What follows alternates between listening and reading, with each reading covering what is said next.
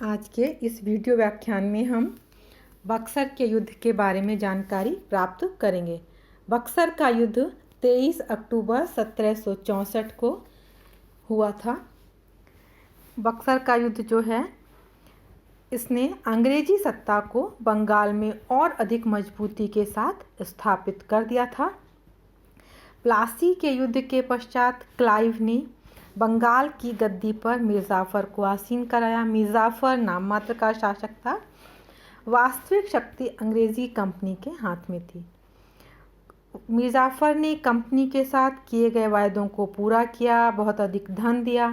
उसके बावजूद कंपनी की तरफ से लगातार धन की मांग होती रही, जिसे पूरा करने में मिर्ज़ाफ़र अपने आप को असमर्थ पा रहा था। इससे बंगाल की प्रशासनिक व्यवस्था छिन्न भिन्न होने लगी। अनेक स्थानों पर पटना, पूर्णिया, मिदनापुर, ढाका आदि जगहों पर विद्रोह होने लगे। इन विद्रोहों पर उसने अंग्रेज़ों की सहायता से नियंत्रण स्थापित कर लिया था, परंतु अंग्रेज़ों की धन की मांग निरंतर बढ़ती जा रही थी। एक अनुमान के अनुसार मिर्ज़ाफ़र पर 1760 ईस्वी तक कंपनी का लगभग 25 लाख रुपया बकाया हो गया था। इसी समय बंगाल में डचों का भी उपद्रव बढ़ गया था, जिसका फ़ायदा उठाकर अंग्रेज़ों ने डचों पर आक्रमण कर दिया और बेदारा के युद्ध में, जो कि 1759 में हुआ था, उन्हें परास्त किया। और इस तरह से बंगाल से उन्होंने अपने सभी यूरोपीय विरोधियों का दमन कर दिया। मुग़ल शहज़ादा अली गौहर ने भी 1759 ईस्वी में बंगाल पर आक्रमण कर दिया। कुल मिलाकर अब बंगाल की परिस्थिति नियंत्रण के बाहर होती जा रही थी। जब तक क्लाइव भारत में रहा, उसने मिर्ज़ाफ़र को सहायता एवं संरक्षण प्रदान किया, परंतु क्लाइव के भारत से लौट जाने के पश्चात मिर्ज़ाफ़र असहाय हो गया। क्लाइव की जगह पर क्रमशः हॉलवेल और वेंसीटार्ट गवर्नर होकर बंगाल पहुँचे। इन लोगों ने नवाब मिर्ज़ाफ़र पर रुपये के लिए दबाव डालना प्रारंभ किया। मिर्ज़ाफ़र असहाय था, फलतः अंग्रेज़ों ने षड्यंत्र कर उसे गद्दी से हटाने की योजना बना ली। उस पर डचों एवं अली गौहर के साथ मिलकर अंग्रेज़ों के विरुद्ध षड्यंत्र करने का आरोप लगाया गया।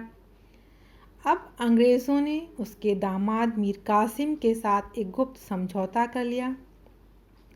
उसने कंपनी को नई सुविधाएं देने और उनकी धन की मांग को पूरा करने का वचन दिया। योजना बनाने के पश्चात 14 अक्टूबर 1760 की रात्रि में राजधानी मुर्शिदाबाद में मिर्ज़ाफ़र को घेर लिया गया। बाध्य होकर उसे गद्दी छोड़नी पड़ी।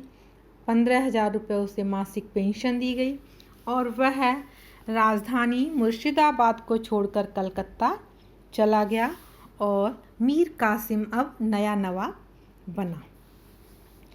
मीर कासिम का नवाब बनना, अक्टूबर 1760 में जब मीर कासिम नवाब बना तो वह मिर्ज़ाफ़र से ज़्यादा योग्य, कुशल था, उसका प्रशासनिक अनुभव भी था। उसने इस बात को बहुत अच्छी तरह से समझ लिया था कि बंगाल की स्थिति को सुधारने के लिए अंग्रेज़ों के चंगुल से मुक्ति पानी होगी और इसके लिए आवश्यक था कि उसके पास मजबूत सेना हो और धन हो। इसलिए उसने विद्रोही जमींदारों को दबाया, भ्रष्ट कर्मचारियों से राजकीय धन वसूल किया, अतिरिक्त कर लगाए, सेना को यूरोपीय ढंग पर प्रशिक्षित किया और अंग्रेज़ों के हस्तक्षेप से बचने के लिए अपनी राजधानी मुर्शिदाबाद से हटाकर मुंगेर कर ली। मुंगेर की सुरक्षा की व्यवस्था की गई और वहां बंदूक और तोप बनाने का कारखाना खोला गया। मीर कासिम के इन कार्यों से अंग्रेज़ आशंकित हो उठे, क्योंकि वे नहीं चाहते थे कि बंगाल में कोई ऐसा नवाब आए जो कि योग्य हो। वे अब पुनः उसे गद्दी से हटाने के लिए षड्यंत्र करने लगे। दूसरी ओर मीर कासिम भी अपने राजकोष को होने वाली आर्थिक क्षति, अपने अधिकारियों की उपेक्षा और अंग्रेज़ों द्वारा बंगाल की प्रजा के लूट खसोट से ऊब चुका था। उसने अंग्रेज़ों का ध्यान उनके इन कार्यों की तरफ खींचने का प्रयास भी किया, परंतु असफल रहा। अंत में तंग आकर उसने देशी व्यापारियों को भी निःशुल्क व्यापार करने का अधिकार प्रदान कर दिया। फलतः अंग्रेज और भारतीय व्यापारी अब एक ही पलड़े में आ गए। मीर कासिम का यह कदम पूर्णतः न्यायोचित था, परंतु इससे अंग्रेज़ों को दस्तक का दुरुपयोग कर धन कमाने का मौका हाथ से जाता रहा। क्रोधित होकर अंग्रेज़ों ने सैनिक कार्यवाही प्रारंभ करने की योजना बनाई। 24 जून 1763 को पटना के अंग्रेज एजेंट एलिस ने पटना पर आक्रमण कर अधिकार कर लिया, और जब मीर कासिम को इस घटना का पता चला तो उसने पटना पर आक्रमण कर उस पर अपना अधिकार कर लिया। अनेक अंग्रेज इस युद्ध में मारे गए। दूसरी तरफ मेजर एडम्स के नेतृत्व में एक सेना मुर्शिदाबाद की तरफ बढ़ी। इधर नवाब मीर कासिम भी मुंगेर से चला। मार्ग में अनेक स्थानों पर अंग्रेज़ों ने मीर कासिम को पराजित किया। सबसे महत्वपूर्ण युद्ध उदयनाला के पास हुआ, जिसमें मीर कासिम बुरी तरह पराजित हुआ। वहां से वह मुंगेर होता हुआ पटना पहुंचा। पराजय के क्रोध में उसने पटना में गिरफ्तार करीब 148 कैदियों, जिसमें एलिस भी था, की हत्या करवा दी। यह घटना पटना हत्याकांड के नाम से विख्यात है। इधर अंग्रेज़ों ने जुलाई 1763 में मीर कासिम को अपदस्थ करके मीर जाफ़र को नवाब बना दिया। मीर कासिम के अधिकारियों की गद्दारी की वजह से मुंगेर और पटना उसके हाथ से निकल गए और उसे अपना राज्य छोड़कर अवध में शरण लेनी पड़ी। अब हम देखते हैं बक्सर का युद्ध। पटना से भागकर मीर कासिम अवध के नवाब शुजाउद्दौला के पास पहुंचा। उस समय मुग़ल सम्राट शाह आलम भी वहीं था। मीर कासिम ने इन दोनों से सहायता की मांग की और सहायता के बदले में धन देने का वादा किया। फलतः शुजाउद्दौला मीर कासिम का साथ देने को तैयार हो गया। तीनों की सम्मिलित सेनाएं बिहार की तरफ बढ़ी। 23 अक्टूबर 1764 को बक्सर के पास युद्ध हुआ। अंग्रेजी सेना इन तीनों की सम्मिलित सेनाओं के मुकाबले छोटी थी, परंतु अंग्रेज़ विजयी हुए और इनकी पराजय हुई। मीर कासिम युद्ध क्षेत्र से भाग खड़ा हुआ और घुमक्कड़ जीवन व्यतीत करते हुए दिल्ली के निकट 1777 में उसकी मृत्यु हो गई। मुग़ल सम्राट ने अंग्रेज़ों से समझौता कर लिया। अवध का वजीर शुजाउद्दौला कुछ दिनों तक अंग्रेज़ों का विरोध करता रहा, परंतु कड़ा के युद्ध में पराजित होने के पश्चात मई 1765 में उसने भी अंग्रेज़ों के समक्ष घुटने टेक दिए। अब हम देखते हैं कि बक्सर के युद्ध के परिणाम क्या रहे, जिसके कारण कि यह युद्ध इतना महत्वपूर्ण हो जाता है। बक्सर के युद्ध का राजनीतिक और सैनिक महत्व प्लासी से कहीं अधिक है। इस युद्ध ने प्लासी के निर्णयों पर पक्की मुहर लगा दी थी। बंगाल में अंग्रेजी सत्ता की स्थापना का कार्य इस युद्ध ने पूरा कर दिया। राजनीतिक दृष्टि से इस युद्ध में अंग्रेज़ों ने उत्तरी भारत के उस समय के सबसे शक्तिशाली नवाब को हरा दिया। शुजा अंग्रेज़ों से शांति स्थापना के लिए प्रार्थी था।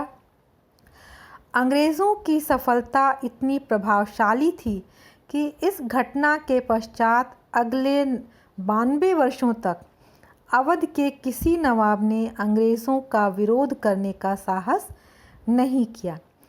दूसरा राजनीतिक महत्व यह था कि इस युद्ध के पश्चात न केवल बंगाल बिहार पर अंग्रेज़ों का आधिपत्य स्थायी हो गया, बल्कि इससे अंग्रेज़ों के दिल्ली तक का मार्ग खुल गया।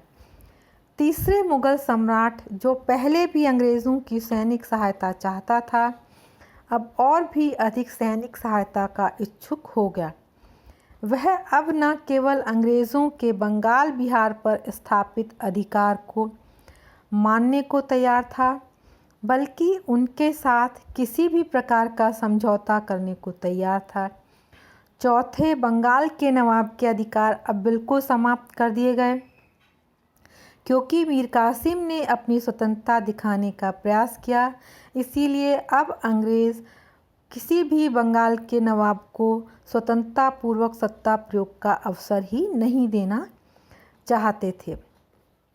इस लड़ाई के पश्चात बंगाल बिहार की दीवानी अंग्रेज़ों को प्राप्त हो गई। बक्सर का युद्ध सैनिक दृष्टि से वास्तव में एक महत्वपूर्ण युद्ध था।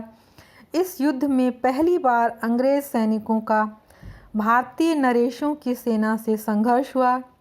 इस युद्ध के पश्चात नई युद्ध प्रणाली अधिक उपयोगी सिद्ध हुई और विभिन्न भारतीय राजाओं ने उस प्रणाली को अपनाया।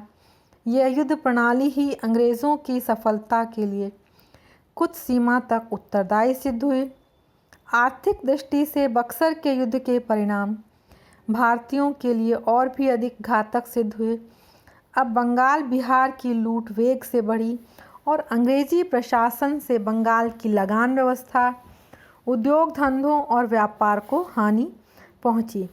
इतिहासकार ताराचंद के शब्दों में, यदि हम प्लासी के बक्सर के युद्ध के परिणामों का निष्कर्ष निकालें तो वो ये है कि प्लासी ने सत्ता का हस्तांतरण किया, परंतु 1764 ईस्वी में बक्सर के युद्ध ने अधिकारों का सृजन किया। कंपनी के इतिहास में वैधानिक आर्थिक व्यापार का युग समाप्त हो गया तथा राजनीतिक सत्ता के अंतर्गत राजनीतिक राजस्व के साथ व्यापार का युग